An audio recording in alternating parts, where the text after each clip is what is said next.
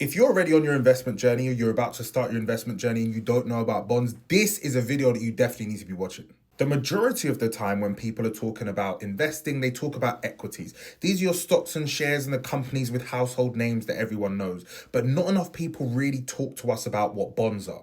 In their simplest form, bonds are just loans. They're just loans. We as investors loan our money to mainly businesses and governments that issue these bonds. And they issue the bonds in order to raise funds for things like infrastructure, growth, development, whatever they need the money for. They issue bonds. We buy the bonds and loan that money out to whoever has issued the bond. And then they pay us a fixed rate of interest on the money that we've loaned them. And then at the end of the term of that bond, because all bonds have a maturation term where the bond ends, at the end of the loan period or the end of the bond period, they have to pay us back the money we initially gave them. Bonds are seen as being a little bit safer than equities. The price of your shares can go up and down in equities, which means that you can gain and lose money quite drastically in some cases. With bonds, you have either a fixed interest rate or a variable interest rate over the term of which you loan the money to the bond issuer.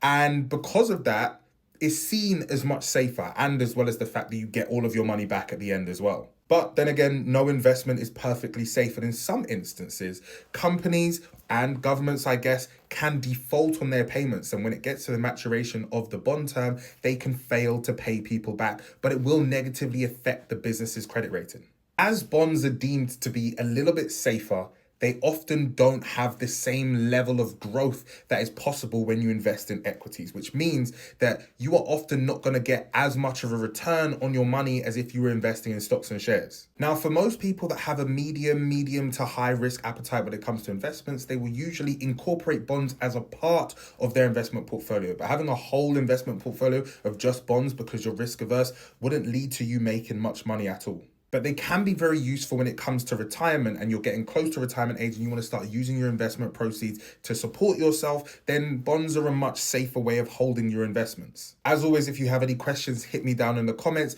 Congratulations on finishing day 12 of 30 investing terms that you should know. I will see you guys tomorrow for our next lesson.